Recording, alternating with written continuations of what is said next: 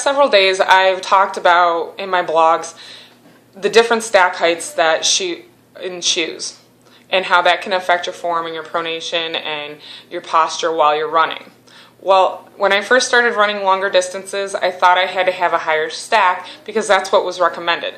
So I wore the Saucony's Cohesion 6, which has an 11 millimeter drop. And you can see that it has a high stack in the heel and low in the toe. And I always ended up heel striking because that's where my body found its balance. That's where my brain was telling me that's where you're going to find your balance. Meaning that I was breaking stride and braking to get to transition from my heel to my toe. So after Buffalo, because I ran Buffalo in those, and I transitioned down to the Brooke Ravanas, which are a 7/8 stack. And you can see it's closer as far as the heel to the toe. I still ended up heel striking in this because my heel was still elevated compared to my toe. My legs were still fatigued and still tired after my long runs.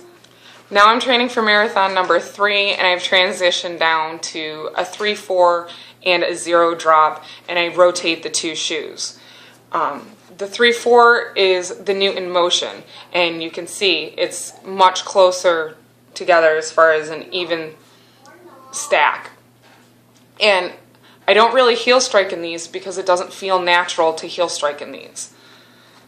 And the same goes for the Ultra 0 drops because my foot is completely level.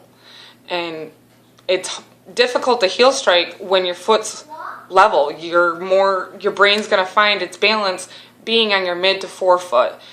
And that's the difference between having your foot elevated or your heel elevated versus your heel being closer to the same level as your toe. And I do have a mild overpronation, so I didn't think that I could transition down to a 0 drop or a 3/4 stack and be comfortable. And I really thought that I was going to have to be stuck in these higher stack shoes and having my feet elevated or having my heels elevated. And I was very surprised when I started transitioning down, and it's taken me about a year to transition down, and I would recommend anyone that's wanting to transition down to a lower drop that you do it slowly and you do it on your shorter runs and then increasing to your longer runs. And so it can take anywhere between 6 months to a year to actually transition down.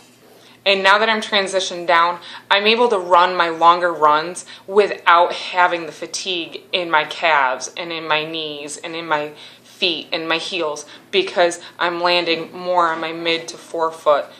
And it's a more natural landing because I'm having better posture because my knees are bent, and it just feels more natural to land that way because my brain is saying, oh, this is where you need to land versus it's not natural to land on your heel. If you ever try to run barefoot, try running barefoot and land on your heel. I'm sure you'll find that it's very uncomfortable and it does not feel natural to do it that way.